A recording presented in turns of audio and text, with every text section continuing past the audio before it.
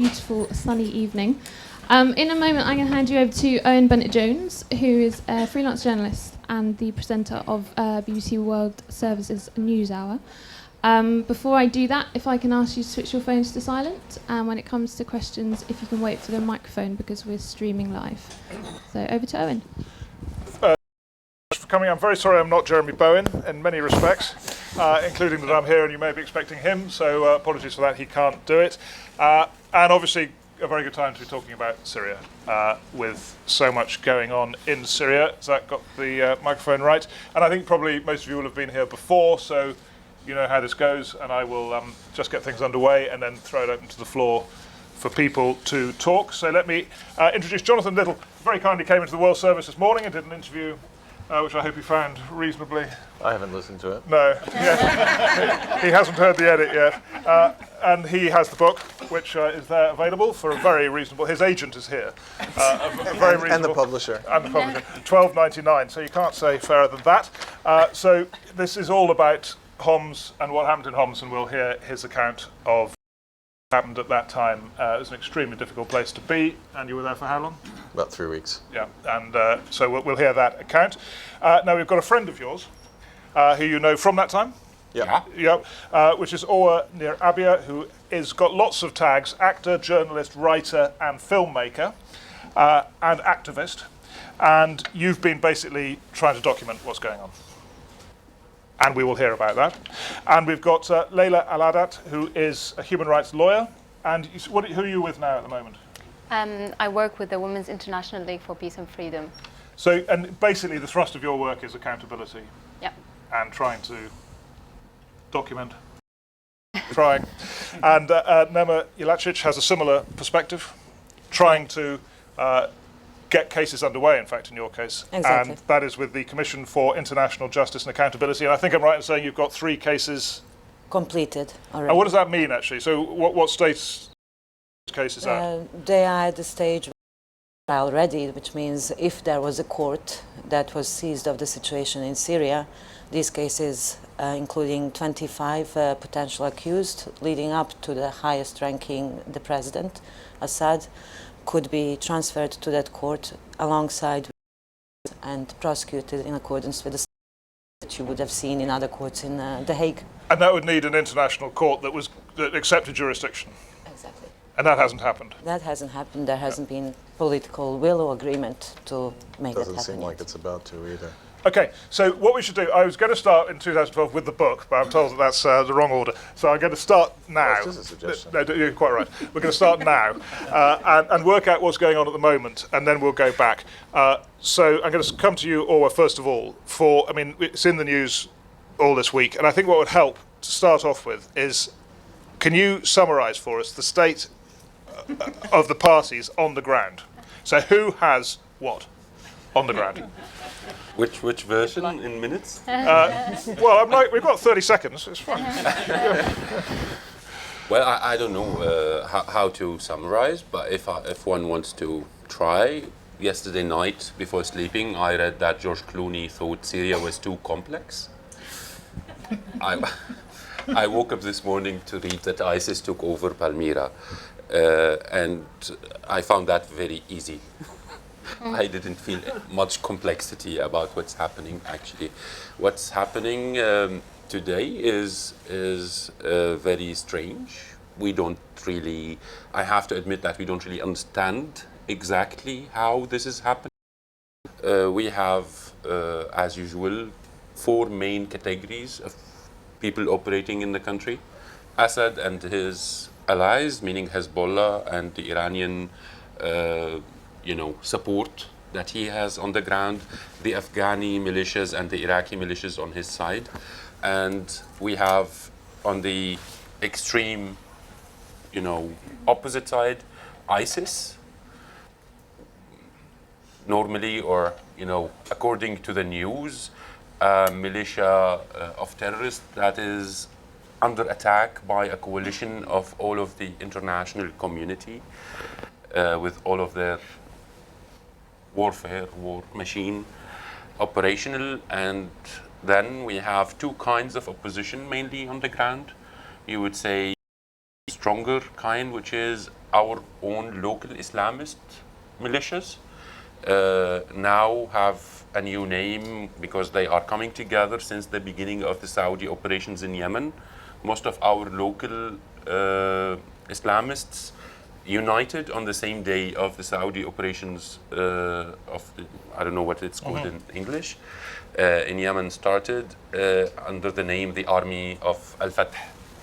So fourth group would be all of the spectrum of liberal, secular, moderate Islamist, until political opposition of all kinds, and different constellations that still remain small, obscure, or more known, but are being marginalized more and more every day. So let's go one by one. So either in terms of territory or in terms of just how much are they on the defensive, on the offensive? If you took the Assad regime, where do they stand now? Are they on the back foot? Are they on the front foot in some places? What's going on with them? In the past month, I would say they are on the back foot absolutely everywhere. Both the local groups, Army of al-Fath, the local Islamists, are winning in different spots, in different places. And then ISIS is winning in other parts, like Palmyra and the road to Palmyra. So I don't think Assad's army is winning anywhere in the past period, in the past months, but maybe it's at least keeping its good position in Kalamoun, that's near the Lebanese border, north of Damascus. And I've heard it said there are two versions of that. One is that it fluctuates, that's the history of the last 2 or 3 years, and it may be that Assad has got problems at the moment, but things change, or that this is a change, and that he really is in trouble. Which side would you come down on that? No, I think he is in trouble. It was strangely public that he was seeking a loan from Iran for the past 2 months and not getting it until probably this morning. So it was made public that the Iranians were not giving him the loan he requested. Because? There's no because, of course, but what was obvious is that it happened in the same time with the negotiations over the nuclear program of Iran. I see. Okay. So it was parallel to that it was public that he was seeking a loan and not getting it. Now, how would this come together in one vision? How did ISIS manage to keep on expanding under all of this, map, in all of this, under the attack of the coalition against ISIS? Okay, so that helps us with Assad. So ISIS, you're saying, around how much territory do ISIS have now in Syria? I mean, absolutely difficult to judge, because to us it's, I know, of course, this morning all of the Western media was calculating percentages and saying 50 to 55% of Syria. That truly doesn't really count like that. Because it's a vast desert. The regions that ISIS controls is the desert parts of the country. So what ISIS is controlling today are the main, nerves, or whatever to call them, of this land. If you look at it at the map, it's huge, but then it's actually just certain points in emptiness. So 50% of the land is a little too exaggerated. It's just an additional, I don't know what kind of sadomasochism Western media have towards ISIS, but they always blow it up and they always make it very tempting for anybody who's angry at the West, because it is really shaking the West, and that's what the media keeps on saying. So if I'm angry at the West, I'm going to ISIS. Well, we'll talk about that more in a moment, but against which two big places have fallen to ISIS in the last 2 weeks, which many people have been in Iraq and Syria. So that is quite a significant development, isn't it? It is absolutely, and it just says that the coalition against ISIS is doing nothing. The local Islamist groups, can you tell us a bit about them? Who are they? What are their roots within Syrian society? How firmly based are they in Syrian society? What are they doing? That could work for a whole evening, but in principle, we're talking about local conservatism. So we're talking about people who have respect mostly in the rural areas of the country because of their religious status. So the majority of people in the rural areas do respect religious references and imams and so on. And these people moved in a way that was clearly very efficient since the beginning of the revolution. But then, towards 2011, some of their more radical, more extremist elements were released from Assad's prisons, surprisingly. We didn't get that at the time. That was one of the most shocking things to us, that we were following up with the news every day. We read in the news that Assad had an amnesty and he's releasing prisoners, political prisoners, and we were waiting for our friends detained and none of them was released. And we didn't understand until months later when we saw new faces starting new militias, and these were the Islamists who were detained secretly in Assad's prisons but released between July and October 2011. These people, these men, come from conservative backgrounds. In prison, in the military prison near Damascus in Sednaya, they were probably more radicalized than before. Each one of them went back home. One of the most famous leaders today, his father was killed when he was 12 in 1982 by Assad's regime. The second, his father was accused of being a traitor and harassed. The third, I don't know much about his father, he's quite secretive.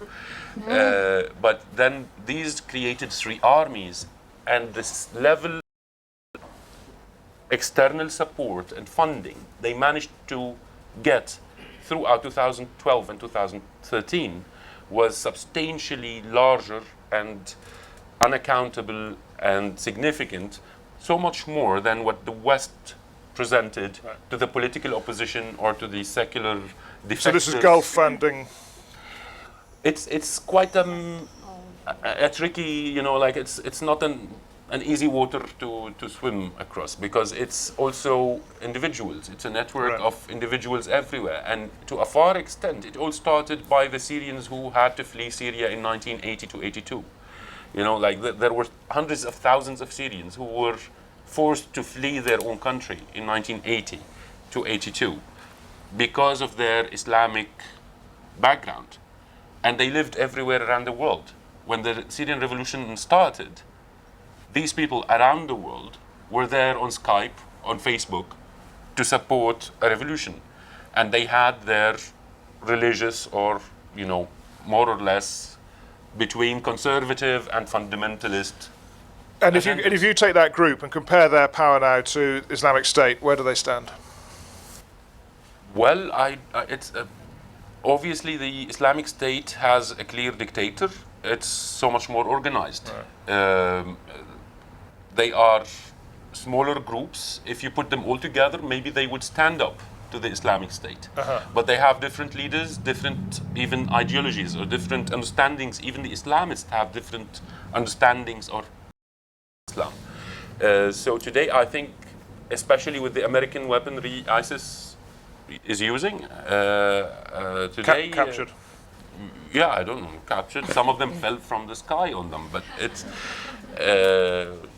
I think they are clearly the strongest. Okay, it's a really clear summary. Thank you very much. And let's get the fourth part of it with you, Leila, the secular liberal opposition who started all of this. Where are they now? So can you, having heard all that, just put it into context for us? What's their strength? Where are they now? I will, thank you. Thank you, Arwa, for mentioning that things has become very complex. I work in advocacy in many countries, many conflict countries, and the tipping point where things become impossible to advocate is at the point where a conflict becomes too complex and includes all the little things that people don't want to take the wrong position on. Can you hear clearly? Yeah, good. Yeah, that's fine.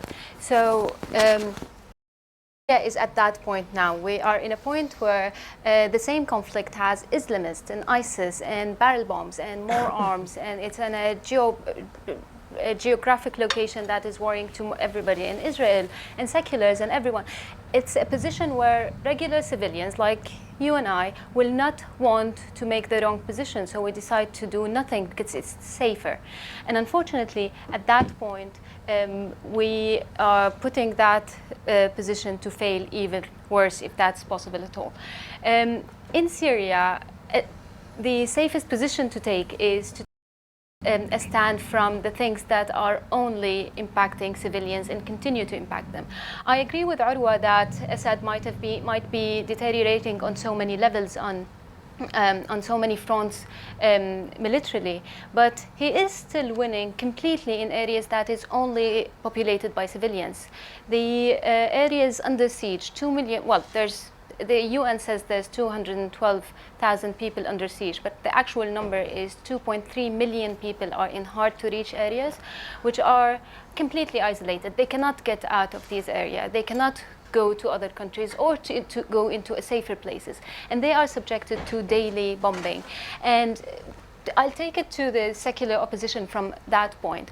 If civilians who do not want to be involved in fighting are under more danger in their houses, the possibility of them dying in their houses are less than them dying when fighting, then that's a recruitment mechanism. It is a recruitment mechanism by all parties. The regime use it in areas that support them, and others use it in other areas. Where is the secular opposition in all of this? I think they have been set up to fail. They have been set up to fail by the international community that gave them no support, completely disqualified every attempt they did. I mean, I criticize them all the time, but if you look at what they have been trying to do, they tried everything.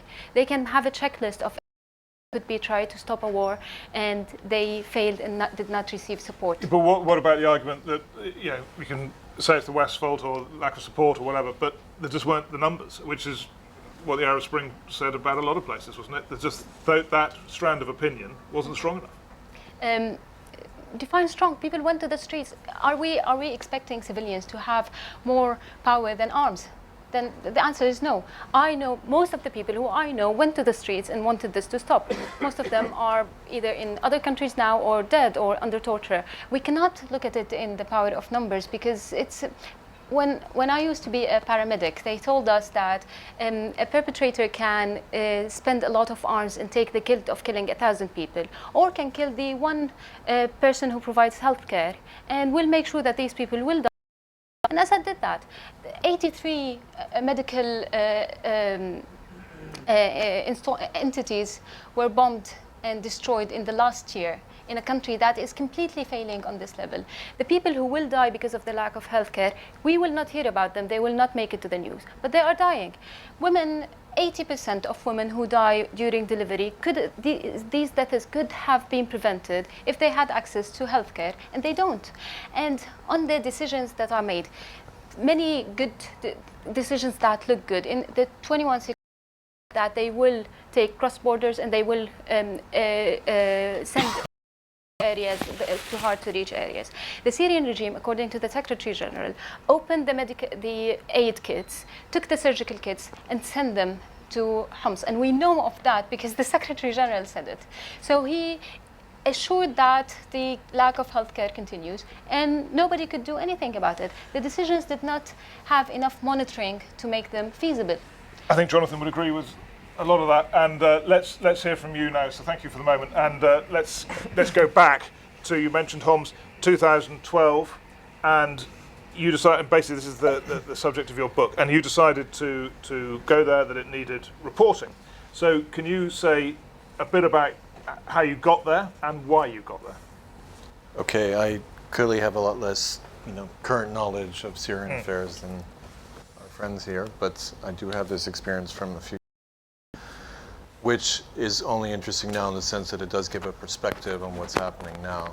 So just to answer your question briefly, I went on assignment for Le Monde at the very beginning of 2012, so it was right about before the first anniversary of the uprising. Wasn't a war then yet. There had been some TV coverage in Homs, but as far as I know, no written press coverage. So, we tried to do something a bit more in depth than had been available up to that time. And it's also why I published this book at the time, because it's just for the raw information it contained at that time was information that was not available. Now it's an old document. It was a bit different then. So we went in with Free Syrian Army elements that smuggled us in from Lebanon. I was with a photographer called Mani, who I see has won an award at the Frontline Club. His name is on a plaque over there. And we spent 3 weeks between and Homs. That's where I ran into Ottawa on one of the days in Homs. He was filming Return to Homs, a great documentary about more important figures of the Homs Uprising. And we wrote I wrote a series of reports for Le Monde, which were translated into English and various media here also. And that was that at the time. I mean, that was just one element of the ongoing debate. But I can only agree with pretty much everything Leda was saying. I mean, my very strong impression at the beginning of 2012 was that of a tipping point. The Free Syrian Army developed out of defectors from the army and local guys who had access to guns, basically as a defensive group of local defensive units to protect the demonstrations that were being shot on by the regime. So the original idea was just to protect the ongoing daily and weekly demonstration process, which it was hoped would eventually lead to the regime.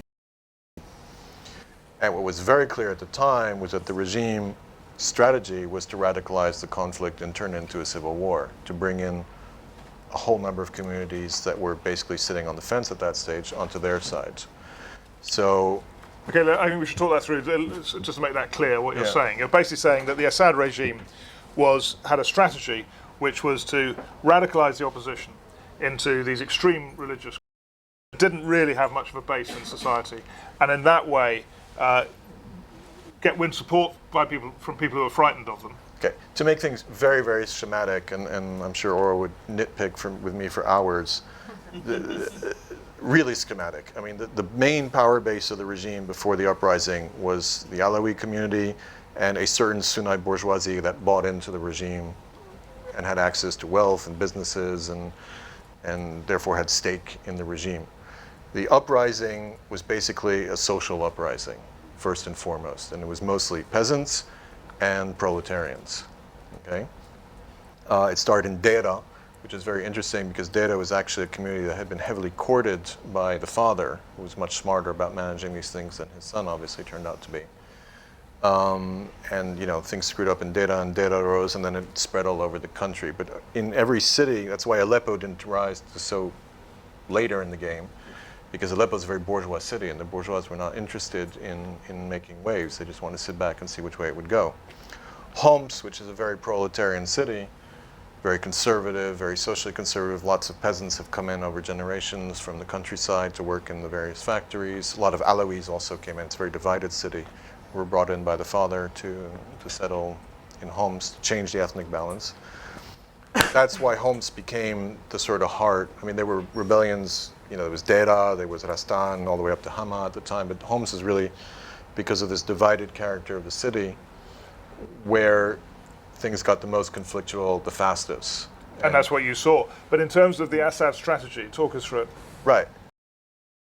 When we were there, beginning of 2012, the demonstrations were still going on a daily basis, and people were still hoping that a sort of civil movement could eventually lead to toppling the regime. And they were trying to avoid civil war. There was jihadist temptations in the words that were being used by some of the fighting elements. If this keeps going on, if the West doesn't help us, we're going to declare jihad, we're going to bring in foreign fighters. But at that time, it was still pretty much talk. It was usually idiots who were talking like that. And usually the smarter guys were like, no, they're completely stupid. Of course, this is a ridiculous thing to do.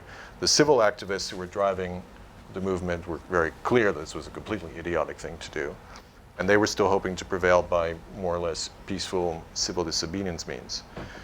Meanwhile, the regime was on a daily basis sniping civilians at random in the neighborhoods that they considered to be opposition neighborhoods, just killing women, children, people at random to put pressure on them.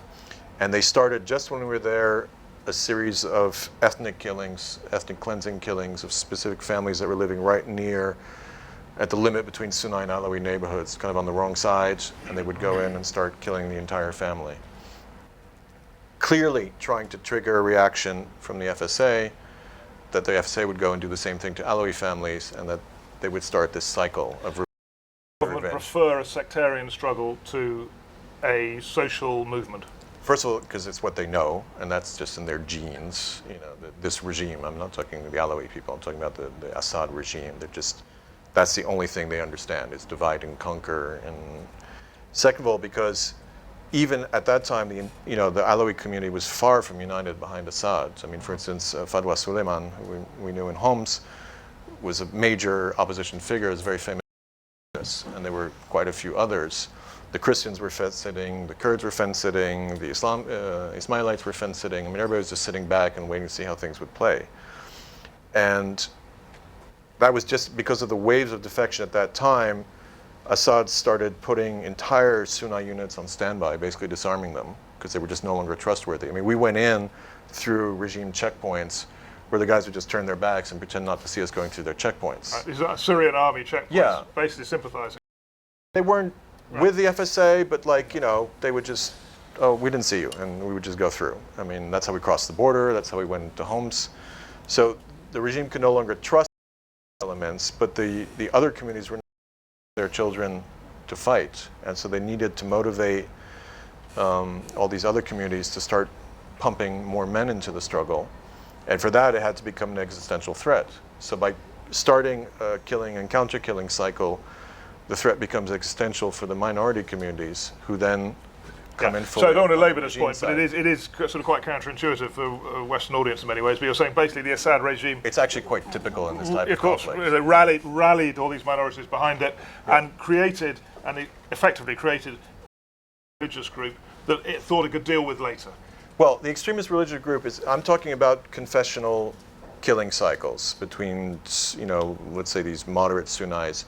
They were already having, we talked about this when we met in Homs, they were already having a lot of problems with the Bedouins, because the Bedouins have a vengeance culture, very historically anchored. So the Bedouins were already going out and killing Alawis to avenge rapes and murders of their own, you know, women and children. And the FSA was trying to control them, saying, like, don't do this. We don't want to get caught up into this machinery. But, you know, it's always something that just goes, and it's very hard to stop. The radicalization, which I think Orwa talked about very clearly, is a linked strategy, but it's also very different. From the very beginning of the revolution, Assad was saying, I'm not fighting a civilian social uprising, I'm fighting terrorists. The first year, the terrorists didn't exist, so he created them. I mean, he didn't completely create them, but he very much helped them create He's quite themselves. happy to see them. Yeah, so he kicked all these guys out of jail and said, guys, go do your thing. As I wrote in the preface, this British edition, to me this looked very much like exactly the curve in Chechnya, in which the Russian special services fostered the more radical Islamist Chechen groups to try to crush the more moderate nationalist, which had a very strong social base. I mean, it's a very historical tactic that's been used in many, many conflicts. You have a broad spread movement that has a very strong social base. You take a couple of assholes that have no social base, you give them money and weapons, and they make things really, really bad, help destroy the middle, and then you hope you can turn around and get rid of them, which worked. But only because Putin was able to buy in a lot of the former nationalist rebels through Kadyrov. In Syria, it's not quite playing out the same way as it did. But we all know that Assad had a lot of Russian advisors at the time, so I'm sure there was a lot of meetings, trading ideas back and forth about, you know, what worked there and how could we apply it here.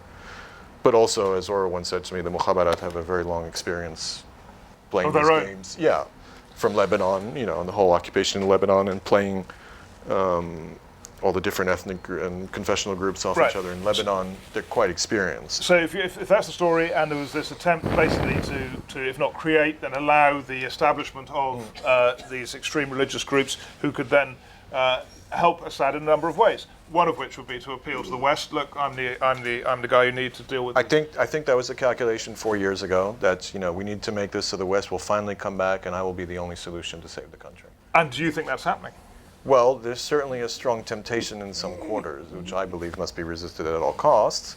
And I'm glad to see that some politicians, like especially the French government, has been extremely strong about holding that line, just even against their own special services that have started playing around with the Syrians. Hollande and Fabius have been quite firm about, we will not deal with this guy. On the other hand, not so clear with the Americans. The right, Americans and are being very you were mentioning earlier, ambiguous. Assad's on TV, making his pitch. On your TV. On, among others. BBC, amongst others, that we are the guys who can hold the line. Exactly. Yeah.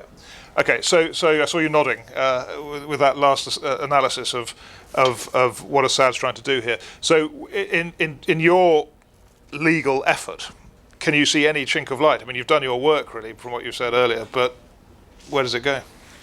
Yeah, we've finished one small part of our work pertaining to these three cases that I mentioned earlier and pertaining to the early crackdown of the regime at the end of 2011, 2012, and the crimes against humanity that were committed in the detention centers throughout Syria. What I was nodding to was whether Assad has succeeded in putting the focus on another side and making himself as one of the players that has to stay in the negotiations of the peaceful agreement. It's got nothing to do with the organization I work for now, but it is a legitimate fear that many Syrians, but also many internationals who have spent and seen similar divisions and international communities wrangling, such as in Bosnia, where I come from, end up with your warmongers becoming peacemakers. And that is the fear that the Syrians that at least we speak to and work with have at the moment. And how do you run the country after that, after the war is frozen and not ended, and the country has to be run through a power-sharing agreement of warlords and leaders of the warring parties, like Bosnia is, with only 3 parties involved in the war. It is a completely dysfunctional country. Syria would have to have many more parties to the power-sharing agreement, and that's the way it is going, which leads again back to Assad, 2011, 2012, and even maybe in 2013.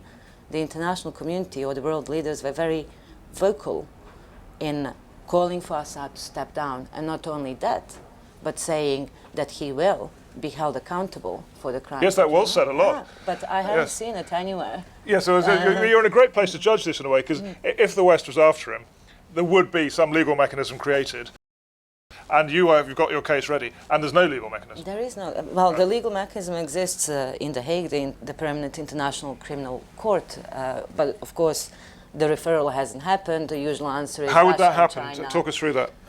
Well, the referral in this case was going to happen through the United Nations Security Council, and you're more or less doomed if you are caught in a war and waiting for the UNSC to agree on anything. Especially if Russia is friends with one of the warring factions. Exactly. Well, you usually have one side that is friends with one of the warring factions, hence you're doomed. And in this case... Just to add one detail, Syria is not a party to the Rome Treaty. Exactly. So the only way the Syrian conflict can be seized at the ICC level is through the Security Council, which is not the case of countries that are party of the Rome Treaty. Exactly.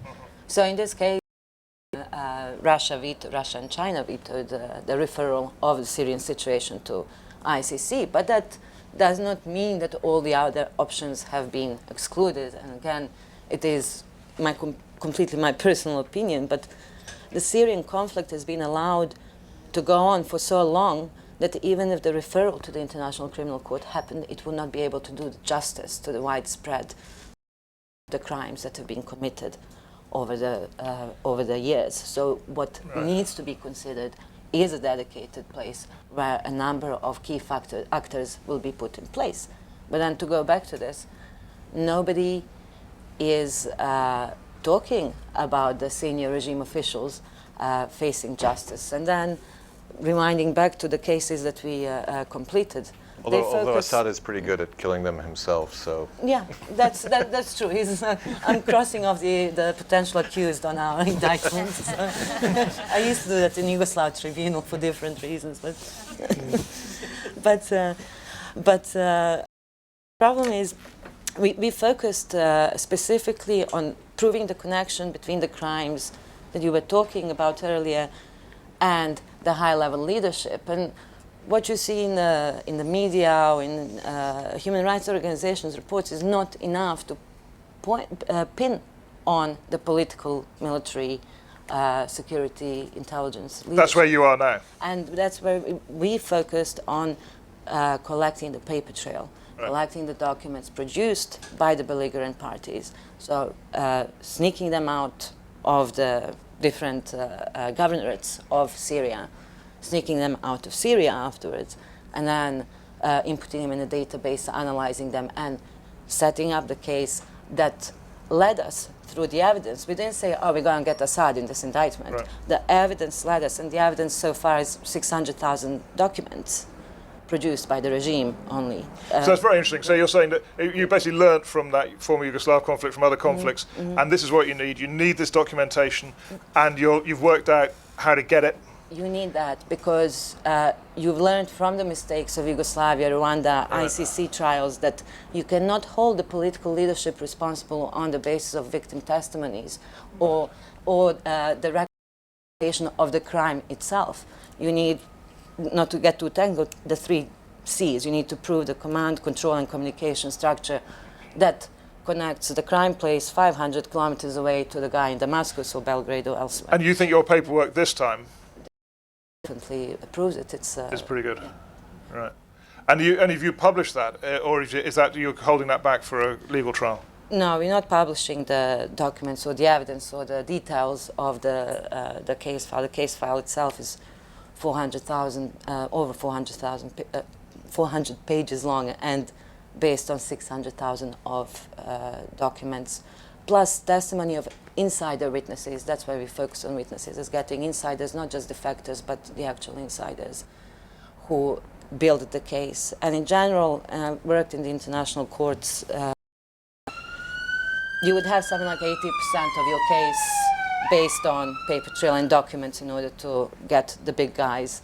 20% of it would come from your victims and your crime base and the heart-rendering stuff that we see on a daily basis. That used to be thought of as the 100%. Yeah, exactly. Yeah. Okay, which is already how Nuremberg worked. I mean, Nuremberg was 95% paperwork and 5% victim testimony. Exactly. Well, it's amazing how much, but it's amazing how meticulous autocratic regimes are in documenting their crimes and how it works. And it continues, well, you wrote in the kindly ones about that a little, but Yugoslavs are very good at that, and Syrians are extremely good at it. And good at the paperwork.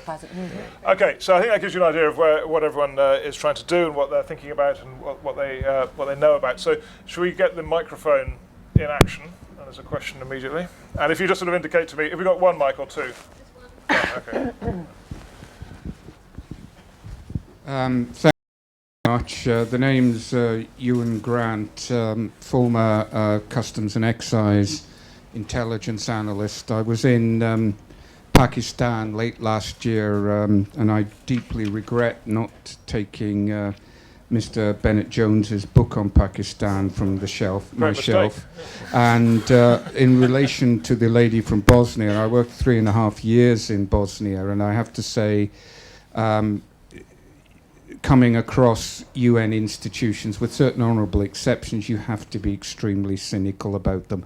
My question is, what on earth is the attitude and the potential role of Turkey? Because I have to say I'm completely astonished that the second largest army in NATO just across the border, and a pretty good one when all's said and done, and I think Turkey's got an awful lot of questions to answer. Thank you.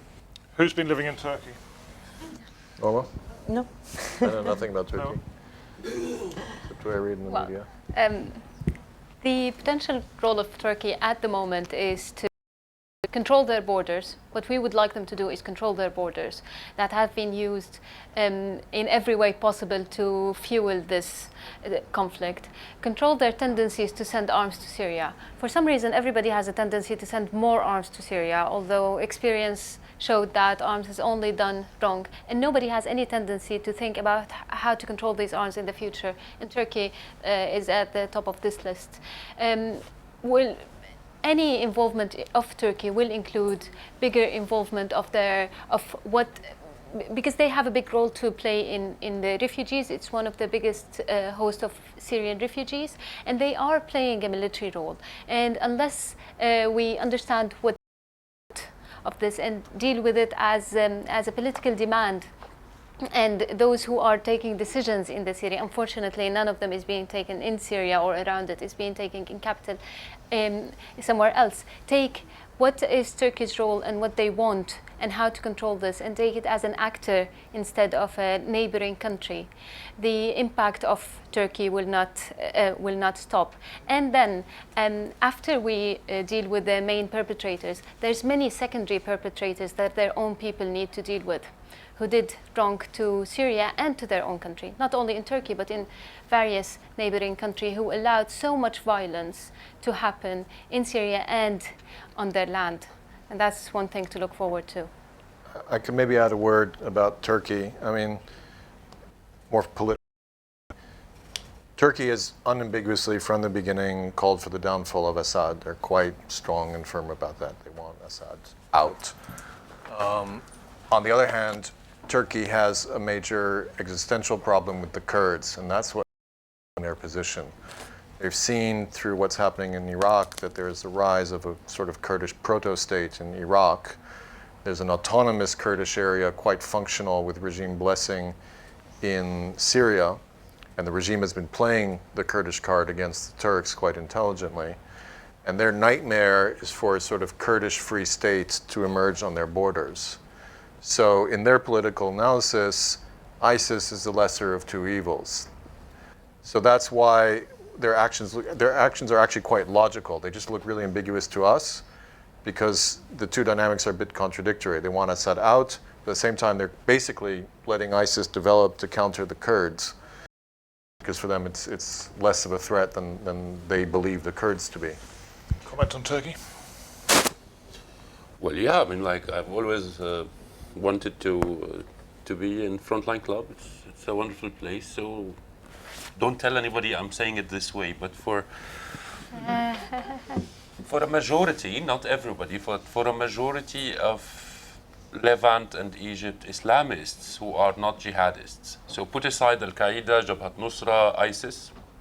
For the majority of the remainder of Islamists, the return of the Muslim empire can very much be led by Erdogan. And I think that fits very well into the self-image of that man. So in this sense, there is a big agenda there. We're talking about an Islamist country that is anti-jihadist but Islamist, and at the same time a NATO member. So much of the second largest NATO army has already been very close to the Syrian borders a year ago, and still preparing and still quite eager to go into their 42 kilometers plan, where the proposition of the Turkish government is to create a buffer zone of, that is 43 or 42 kilometers. I don't know why it happens to be a marathon, but it is. So it's 42 kilometers stripe on the north of the country that the Turkish army is proposing to protect as a buffer zone. And it's not happening because the NATO is not approving it. So there is a leash. It's not like the Turks are capable of doing whatever they want. However, it's very clear that Turkey has been at least looking away. There was a good English word for looking away. What was it? Shying away. Yeah, yes. Turning a blind eye. Turning a blind eye to Islamist humanitarian aid, which has been very effective. It was a few very powerful organizations based in Turkey, most famously the IHH, which have been doing humanitarian aid across the border way before the United Nations resolution. And the humanitarian aid they were passing on was being passed exclusively to Jaish al-Islam, Ahrar al-Sham, and such local domestic fundamentalist groups. So that definitely played a major role in the empowerment of these local radicals, who are, of course, much closer to Syria or to the Syrian society than ISIS or Al-Qaeda. They are Islamist fundamentalists, but they could very much be part of the real fabric of the society, you know, as a part. Their role was definitely empowered and really inflated through the humanitarian aid that Turkey allowed to pass through at times when the United Nations was only sending its aid, humanitarian aid, through the regime in Damascus. Very good. Now, to tell you what, do indicate to me as people are talking if you've got a question, because I can get the microphone to you more slickly. There we are. Sorry, I came rather late, so I haven't heard all your talk, but I have two questions, if you'll indulge me. One is there such a thing as a Syrian, a person who's not, affiliated to any sect or religious group? In the talk that I heard, everybody sort of, all the talk is about, the various sects, the Alawites, the Sunnis, the Kurds, and exclusively that. And you sort of wonder if there are any Syrians who perhaps are Alawite or Kurdish, but have a nationalist, shall we say, agenda within them. The other question I wanted to ask was what sort of end game do you see here in the next, 2, 3, 4 years? One of the really staggering things is how Assad seems to have, defied previous forecasts as to what's going to happen in Syria. So it'd be interesting to know how you see the next 3 to 5 years playing out. Thank you. Okay, so I'm going to start with it. Let's start with Layla. And are you a Syrian? And if you are, how representative are you? Representation has never been by numbers. If representation is by numbers, many people will not say they are coming from the country they come from. I laugh when you're talking because I was speaking to my dad. My dad is born Sunni, he's an atheist, he lives in Damascus, and he's a national, old meaning of the word. When things get much worse and when we continue to be represented as sectarian groups, particularly by the West, because this is how it's easier for them to understand us this way for some reason. And then I told him, so if they divided Syria, where are you going to live? Because there's a Sunni state who will you there. There's the rest of the states that most of them want you there. It is true. Unfortunately, I read a book before this about how the French occupation divided Syria into sects and really emphasized this sectarian division because it's easier to control. And it's coming back at the exact same narrative, which is to some extent offensive. And I'm always asked how representative I am. Well, I am representative enough because the way I want Syria to be is the one that will accept everyone else. And it is the way that will get every person have at least some human rights to be represented the way they want, instead of being forced into something that was called by people living very, very far away. So thank you for asking this question. I could maybe you go ahead. Of course, I'm so happy we come from the same side. She's not on the other side. So there's at least two of us. But just to answer your question, it became very cheesy to keep on saying, I'm Syrian. It's just like, it turns into a Nigel Farage kind of thing. Because it just turns into like this patriotic idealism that is truly cheesy. I am who I am, we are who we are. It's a country that was designed by one Brit and one Frenchman with a ruler and a map. Only like 80 years ago. It's not that old. So if our people in the east of Syria would like to consider that they're closer, in Deir ez-Zor, east of Syria, the army intelligence used to be on alert, on emergency, whatever situation, whenever the national teams of Syria and Iraq used to play a match. Because all of the Deir ez-Zor population would be cheering Iraq, not Syria, because they're their cousins. They don't connect the same way to the Syrian players. And they used to take prisoners every evening. Those who would celebrate if Iraq won would be taken to torture. Really, I mean, like, this is how crazy it was. So when the population comes and looks up and says, hey, big God kind of president, we think you're sectarian and we think you don't like us and we think you've been oppressing us. Somebody would come and say, no, we're all Syrian. We're all Syrian is just the same kind of patriarchism, you know, like we're all Syrian and our Syrianness is defined by Assad being our father altogether. And the women are less Syrian than the men. Half. So in this sense, I am Syrian. I consider myself Syrian. I believe the same way. I believe in a country that should endorse, you know, like really embrace all of it. I believe in the concept, the notion of citizenship. But frankly, I don't care much about borders. And I don't think that human history will be defined by whether the result of the Scottish referendum necessarily, as much as Syria changing the map or not changing it. The question is, to me, it's a question of democracy and citizenship and self-determination, because that applies also to Kurds who do not necessarily, at least not all of them, believe in being Syrian. Many Kurds believe they are Kurds. And to me, that was always a problem, because the land they consider theirs is the land where our petroleum is. Petroleum is about to be finished. They can have self-determination. Very good answer. And you've got a comment. Well, I could take it from a slightly more theoretical angle, let's say, which is, I mean, identity is a really fluid thing in general. And in peacetime, it's obviously a lot easier to be fluid with identity than in wartime.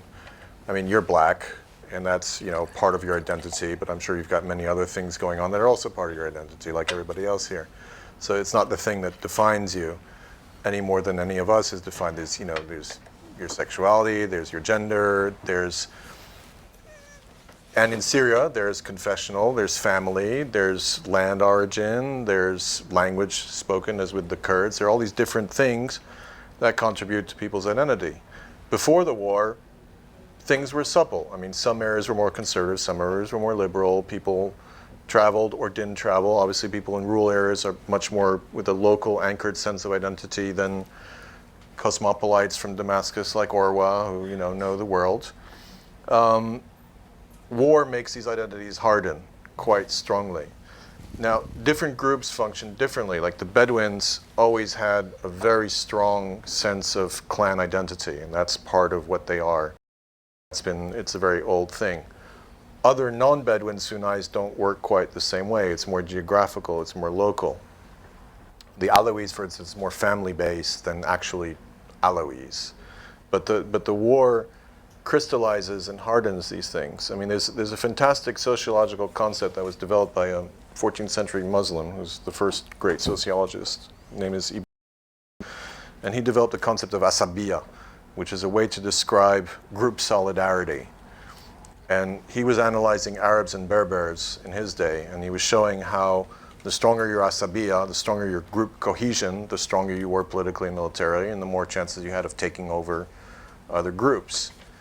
And Syria is working now very much in the same way. People, for survival reasons, are clinging to their asabiya, whatever it is. It can be confessional, it can be ethnic, as with the Kurds, it can be geographical, it can be tribal, it can be clanic, it can be a mix of these.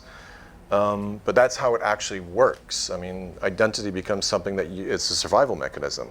You know, the only way you're going to survive is if other people help you. And the people will help you on the basis of a group affiliation.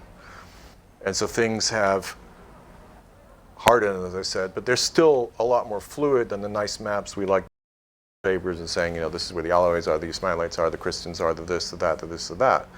Christians are a very divided community. I mean, at the beginning of the conflict, the religious hierarchy, which has always been instrumentalized by the regime, sided with the regime. But the majority of the Christians didn't want to see Lebanon happening again because they knew they would be caught in the middle. So they just kind of, you know, sat back and played off both sides. The regime's been trying to make the Christians into a tool of their propaganda, because obviously when you have oppressed Christians, it works pretty well in the West. We like oppressed Christians here. So especially when it's nasty Muslims who are beating them up. So that's been a very useful tool to make this Christian very fragmented thing. It was village, urban Christians, village Christians. It was all quite. There are many different churches. It's 12, 14 churches in Syria, I think. I don't know how many. Yeah, that's huge. Total, I think, if you want to count sects in Syria, we have 27. Okay, so there you have it. There's And plenty now, they've made Christians as a group thing out of that.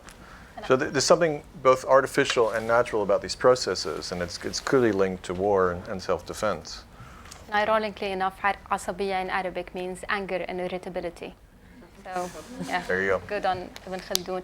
But just to add a small point on identity, many Syrians are falling now in the problem that is ignited by a conflict. Am I really able to say I'm proud to be Syrian because I share that particular thing? The worst war criminals in the world. The easiest way to overcome this is to say I believe in the cause of the Syrian people, and that doesn't need a passport to do. Any one of us can do it. And it's just easy and the right thing. In the cause of what's left of the Syria. I will come to you. Let's just deal with your second question about the end game, because I was very interested when you said, you said the words peace process, and I guess sometime there will be, as you've been through in Yugoslavia, there will be a process. It probably happened in Geneva or somewhere, and there will be people talking. How is that going to look? Well, aside in some of the meetings I have. Actually, let me start this way. A lot of the people who were involved in the Yugoslav conflict in Bosnia, in Croatia, and later in Kosovo, as diplomatic envoys and representatives of this or that, are and were also involved in the Syrian conflict. The same people? A lot of them, especially in the early days.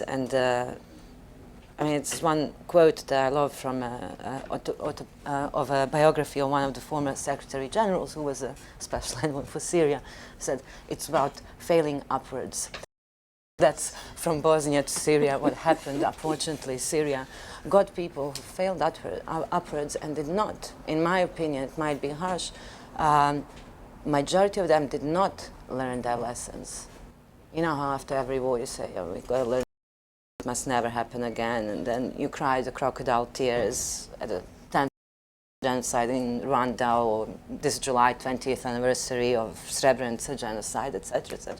Of course it's happening again. So what I sometimes say to those, in quotation mark, friends that I've been seeing for many years in many different conflicts is, you know what, what's going to happen with your peace agreement for Syria? It will make Bosnia and Lebanon look like functional states, because these countries have been struggling to appear as ones for so long that they haven't. And that is the only way that the conflict can and will end.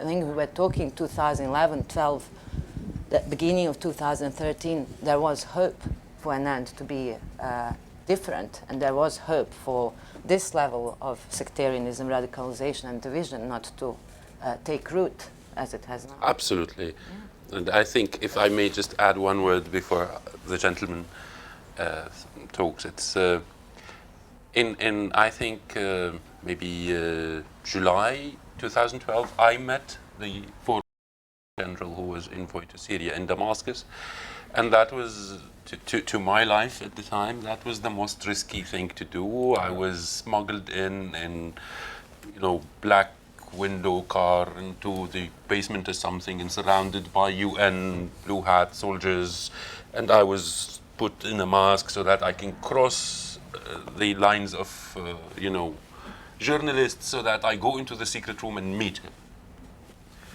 And when I got there, I remember very well, I told him, why aren't you putting an effort to communicate with the opposition as much as you're putting an effort to communicate with the... And he laughed, a very loud laugh, and said, once Roosevelt said, Roosevelt was, why aren't you talking to the Europeans? And he said, do you have their phone number? I stayed angry until I went to Sarajevo a couple of months later. And I heard all of the flood of stories about the same man and what he did in that country. And then it's not to blame the person. Just to say that the same mechanisms were applied again. The same British diplomat who worked in every failed attempt of a reconciliation or a peace process or whatever before, was allowed to retest the same mechanisms in Syria. So when in Homs, there was a clear line that is developing, a front line between Sunnis and Alawis, was being shaped. He went there and started proposing that the front line should collaborate about garbage, because the garbage is accumulating because of the front line, and he started to create these kind of conflict resolution exercises for a whole city that is about to explode into a civil war. We had lots of garbage problems in Sarajevo. Yes, but I had to end up telling him, sir, you're going to be remembered in my country's history as the garbage man. It doesn't work this way, but it was tested. United Nations invested in that exercise for a long time, and all that happened was nothing. The minute we had rogue militias we never heard of, United Nations envoys were traveling to meet them. Right. When they didn't have the telephone number of a politician, of a opposition person, they didn't have the telephone number. Yep. Yes. Can I go back to the question of Syrian identity?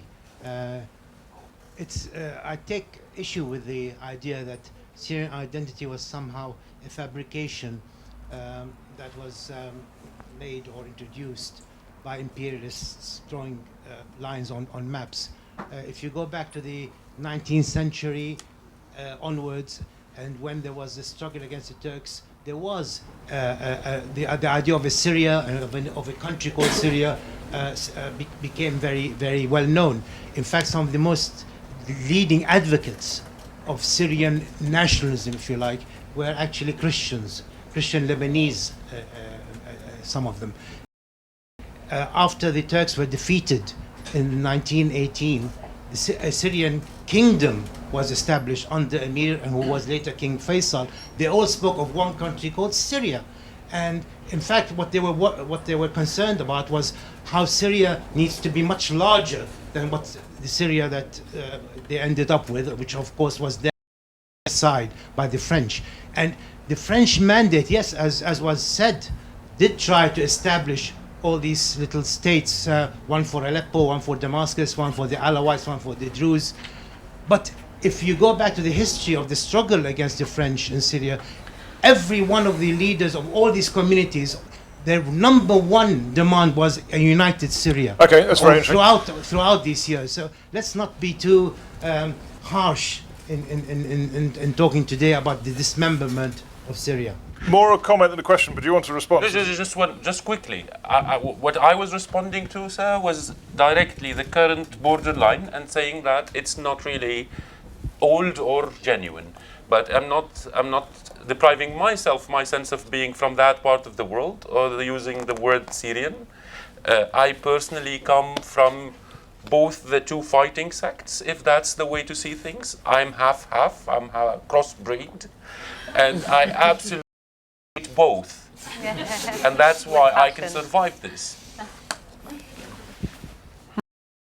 I came tonight to get away from Scottish politics, so thank you for bringing it up in the talk. This is much more a general issue about the role of the West. We obviously had the Iraq War, and the government, the British government, the American government were absolutely lambasted for going into that war for lots of good reasons.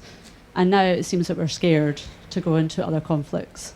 And I don't want to ask you, should we or shouldn't we gone into Syria? Obviously, the question came quite late on in the process. The question came when Islamists were much more prevalent than they were at the beginning.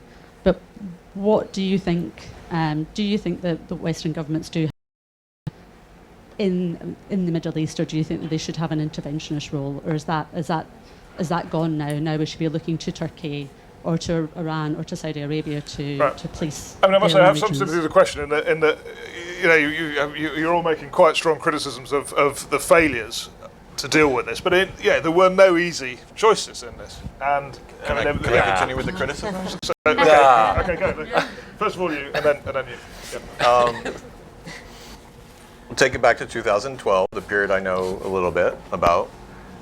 At the time, there was never any question of any kind of land intervention. The Syrian people were not asking for land intervention, and nobody on our side was, clearly willing to do it. The Syrians were asking for two things. They were asking for a no-fly zone, and they're asking for weapons. Okay? That was, the Free Syrian Army was asking for armament. We didn't do the no-fly zone for all the complicated reasons that we don't do these things. They have air defenses. It would have meant bombing the air defenses, blah, blah, blah, blah, blah. And we didn't arm them because the official reason was we don't want the ending up in the hands of Islamists. If you now consider several hundreds of millions of dollars of heavy American weaponry has ended up with ISIS, we can't say the strategy was very successful. But, okay. Mechanically, what happens on the ground, if you have moderate groups and we don't help them, groups, they have other friends, they go see their other friends, and the other friends give them everything they want. Qataris, Saudi Arabia, humanitarian agencies, with all sorts of weird appellations. Then mechanically, some groups become stronger, some groups become weaker. Now, in a case of a civil war like Syria, some people are fighting out of strong, let's say, ideological affinity because they believe in an idea, but most people are fighting to defend their homes, and therefore they're going to go with whoever's going to help them defend their bloody homes. So if they see the FSA has no weapons and the Islamists have weapons, they all go off to the Islamists. It's absolutely mechanical.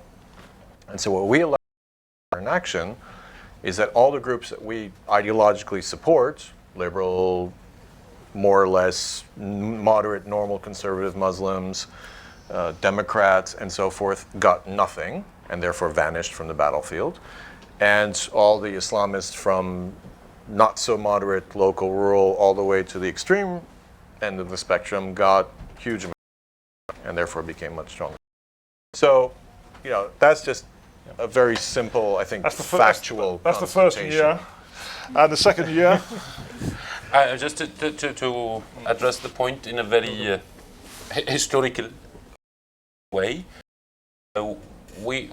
I was a member or board member of one of the young revolutionary constellations. We had to answer this question with responsibility. It was not a matter of contemplation. It was a matter of mass debate and votes and having to end up with clear statements and we were always against anything related to military intervention from the West or anybody else in the country. And exactly as Jonathan was saying, we did believe in our Free Syrian Army. It was a project that we all respected a lot. We would all be extremely moved when we see the most courageous officers of the Syrian Army standing aside, taking all of the huge risk and saying, we're not shooting civilians, we're taking the civilian side. And that was to us something we truly were so proud of. And we wanted to support these people. And we saw the trouble coming. And many people were warning, look what's ahead. But anyway, we said we want to arm the FSA, and yes, we advocated the concept of a no-fly zone, knowing that it might lead to Chapter 7 or similar kinds of military intervention. It was risky, but it was, at least on the political level, it was quite a reasonable request to start from also the right to protect, and then to move to humanitarian protection. And it was a whole political game also. It was not only what we wanted necessarily, it was what we could push and pull. And then we got to a point where the infamous chemical weapons massacre happened on August 21, 2013. 1,600 people were killed overnight. And it was the red line President Obama bragged about for a long time. So we had to answer to the question. There was a clear American threat.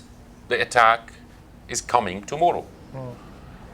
We know very well how many of the regime officers were busing their families with their belongings out of Damascus because they knew the Americans are attacking soon.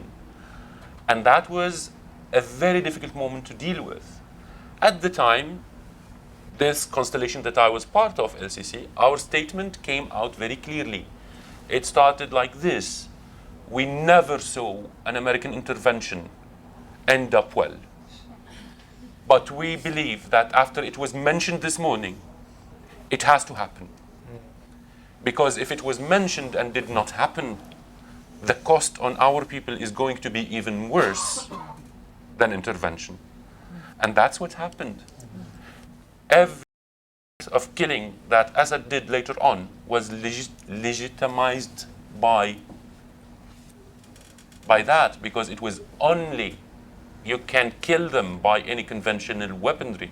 That's okay with the West. That's okay with America, with whoever. You just are not allowed to use sarin gas. What happened? So today, should they intervene? No. I still believe in the same thing I believed in the beginning, and I don't see there is any shortcut to solving the problem in Syria. There should be a very serious investment in empowering moderate opposition to, even if that takes time, even if that has a lot of obstacles and hurdles, there is a moderate political option to lead this country towards its future. It requires serious responsibility backing that up. And there is, of course, a military side to this and a humanitarian side to it, but it doesn't work like what happened recently. The CIA decided to solve it themselves. So they go in, they handpick a few, and they say, only you will take the good gun. Gun is flashy, and everybody starts to hate the ones the CIA picked, and they end up killing them. Or hiring them, like they did in, where was it, up... There was such an example. It is kind of appalling when people use the argument of Iraq, when they screw up so bad in Iraq, and then they manage to use that argument to screw up even worse in other countries. Like, Syria has everything that Iraq didn't have. We have weapons of mass destruction. We don't have enough oil to attract anyone. And we are killing civilians at a mass scale. Assad is killing civilians at a mass scale. And it didn't. I'm a pacifist.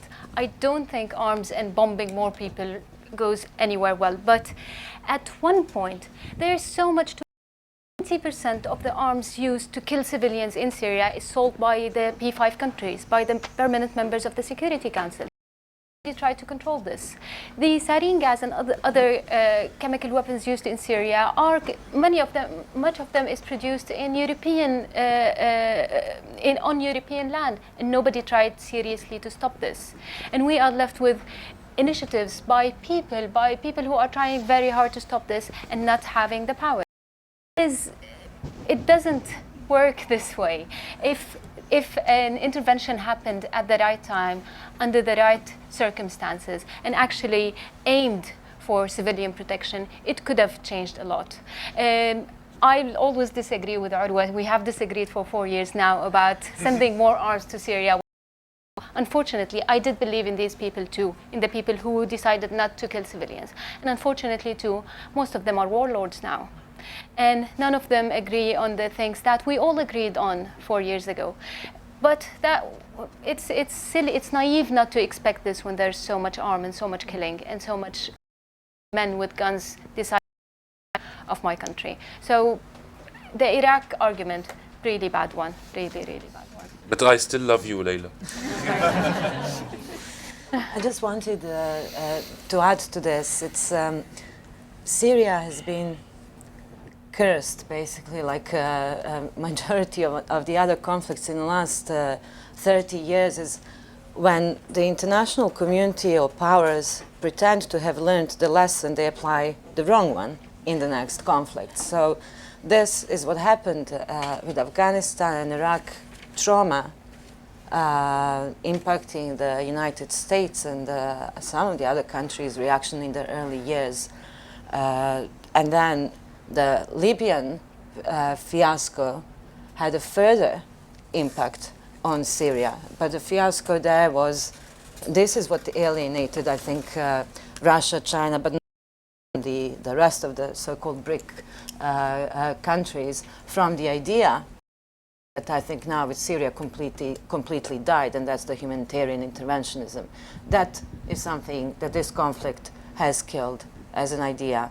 And the second thing that it has killed as an idea is diplomacy, right, as a resolution to the conflict. So I don't know what else Syria will kill, but we were talking now and earlier about the same individual moving from one conflict to another, the lessons, but there were some in the early days in 2011, 2012, even in this country, who played an abhorrent role in the I'll name them, David Owen, Malcolm Rifkin. So you're talking about the no-fly zones and, Ed is there, I knew you would. But the sanctions, the no-fly zones. In 2012, I believe, quite late in 2012, they were writing editorials saying, we are ashamed of what we prevented in Bosnia.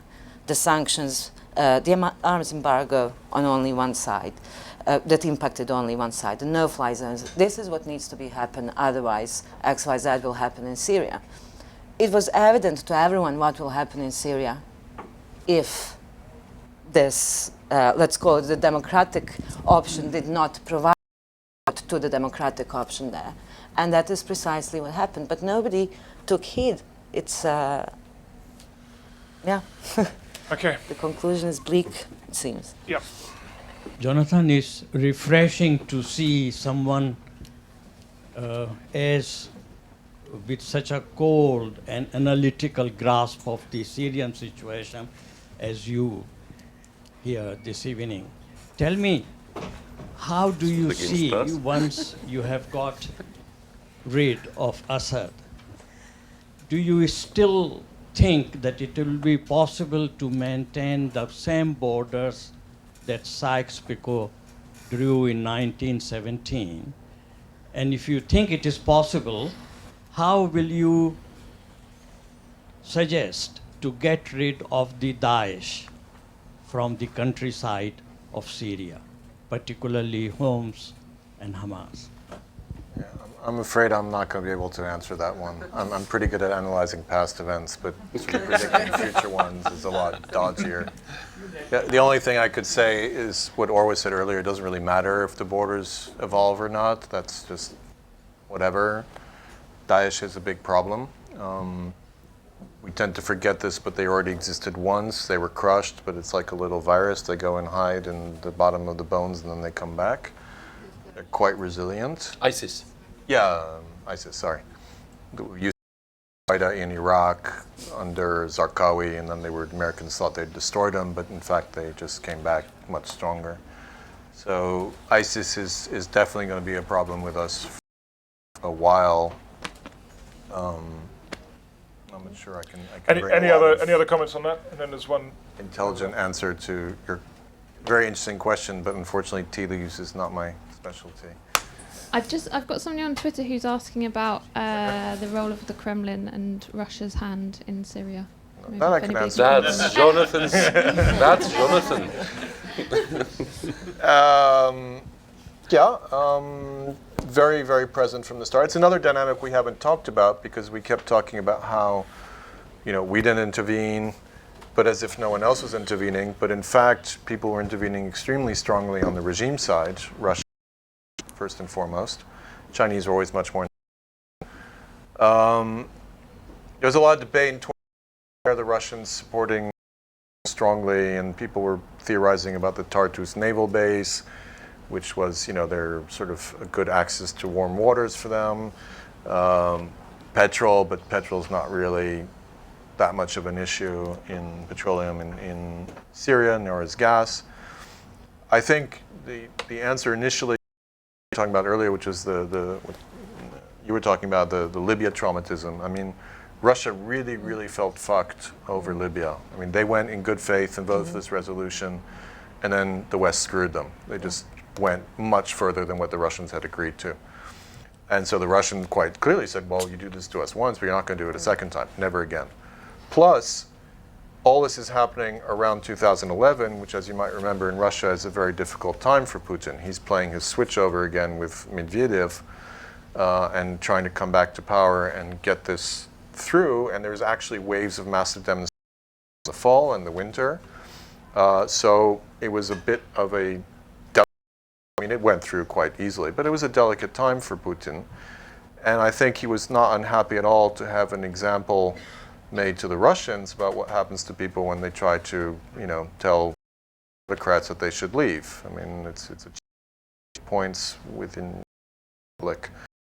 Cheaper for Putin politically than what, he's been making the same point in Ukraine, but it's costing him a lot more politically than it cost him in Syria. Syria was cheap. So, Syria is a win-win for him. Annoys the Americans tremendously, an ally in the Middle East, lots of cards to play with the bearded ones, which the Russians are always playing both sides with the bearded ones, and points being made about, no, we will not allow any people to have a say in what their future should be anywhere where we can help it. I made a point in my preface about the role of the Chechens started in Iraq, but now they've moved to Syria, which is another interesting angle to the whole Russian involvement. I don't think the Russians sent them there, but they certainly allowed them to get there quite easily. Everybody told us about Chechens in Afghanistan in 2001. I have a friend that went prisoner camp by prisoner camp, interviewing all the Russian prisoners, not ethnic, Russian citizen prisoners. She found Kabars, she found Balkars, she found Karachais, she found Tatars, she found Uzbeks. She never found a single Chechen. Curiously enough, in this conflict, they've actually come, which is very strange when you know the Chechens. I mean, Chechens didn't used to come get involved in other people's wars, and now they're doing so massively through circuits which are very clearly linked to the Russian special services, I should add. Okay, thank you. And I think we've got about 2 or 3 minutes left, so let's have that last question now. Yeah. Thank you. I just want to, could you elaborate a little bit about the role of the Saudis? Because of the Saudis, because throughout this process, they've now, there's now a bit of a break between their relationship with the US that they would never have thought of doing before, I don't think, or come out as much against some of the things the US is doing or not doing. Thank you. So, who'd like to take on? I can take the Saudi question also, yeah. The Saudi question has to be put in the context of their own problems at the time, again, which was, at that time, the very strong rivalry with Qatar, both jockeying for who's going to be the big player in all these ongoing Arab revolutions. And the Qataris were very, very strongly supporting the Muslim Brotherhood, which the Saudis have always hated. And that's happening in Egypt, it's happening in Libya, it's happening in many different places at once. So I think the Saudis' interest at the beginning was make sure, and so we have to remember also that the Muslim Brotherhood of Syria was an initial strong component of this, what was it called, the Syrian National Council, the sort of representative organ of the moderates. So they were playing with Qatar, and so the Saudis definitely wanted to break that dynamic and make sure that Syria didn't fall on the Qatar side. They wanted it on their side. So they started doing well for 40 years now, I think, which is finance radical Islamists and send them off to wreak havoc. And it's worked pretty well for them in terms, the Qataris have really pulled back. The Brotherhood is not playing much of a, they're there, of course, and they still have, a role, but nothing like the other Saudi-affiliated groups. So there's a lot of this jockeying for regional influence going on. And then, of course, there's this growing existential thing with the Saudis about the Shiites, which is becoming just a real religious war. It's just snowballing every year. And that's much, much bigger than Syria. That's becoming a real, I think that's much more of a long-term intractable problem than like Daesh, ISIS, which is a local epiphenomenon which probably could be beaten back down at some point in 2 or 3 years if we were willing to put the means to do it. But the Sunni Shiite thing, which goes all the way from Pakistan to Lebanon, that's a very big problem.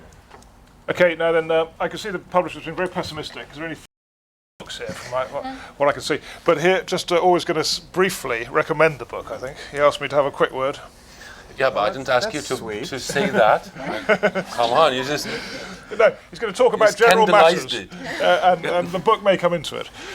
It's. I just want to say that I've been. He likes it because he's in it. And like, this is the first time you change a filmmaker into my name. Is the English version, so of course I have to take it. No, but I think it's. I'm a good bookworm. I've been absolutely reading everything I could find that came out about Syria, but then getting, as usual, falling into all of the thread of similar kinds of writing about Afghanistan, Pakistan, Chechnya, wherever it happened, that war reporting up with books. And I have to say that I generally, in film, in documentary film at least, that radicalization, I have personally a major enemy. I carved my own enemy and I call it Tarzanism. It's when a blonde wants to save Southerners. So somebody is parachuted into a land. I used to be blonde. I had to dye my hair for Syria. It never went away. Is. So I'm absolutely allergic in ways, and many of my Western friends do not at least conceive the same way I do. You realize you're saying this in the best being parachuted. Yes. No. That's why I'm saying it. We're here. This is it. This is blonde headquarters. But I think they're good blonde. What I want to say is that the experience of writing a journal rather than going back home and writing a documentation or reconstructing a story or a narrative out of what you have seen, your notes and documentation and news and rumors and whatever. The difference between what Jonathan did that made me proud of having met him was that he created a very simple dispositif, what would you call that? Form for the way he's approaching this. It's a very straightforward journal, day by day, of his experience. And that somehow allows me also to read it without the slightest sense that this is a pretentious, pompous Westerner who wants to teach me about myself, which is most of the time what happens. So it is no, my friend, this is not an obsolete old document, because what you have witnessed back then is what still keeps people like us pushing until the moment. If not for this, we would have been quite 2-3 years ago, I would have been already, I don't know, making falafel sandwiches in London. So thank you. I think it's been an exceptionally good panel. So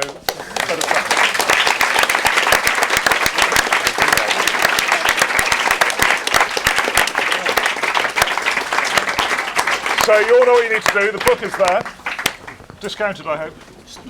Maybe. You have to talk to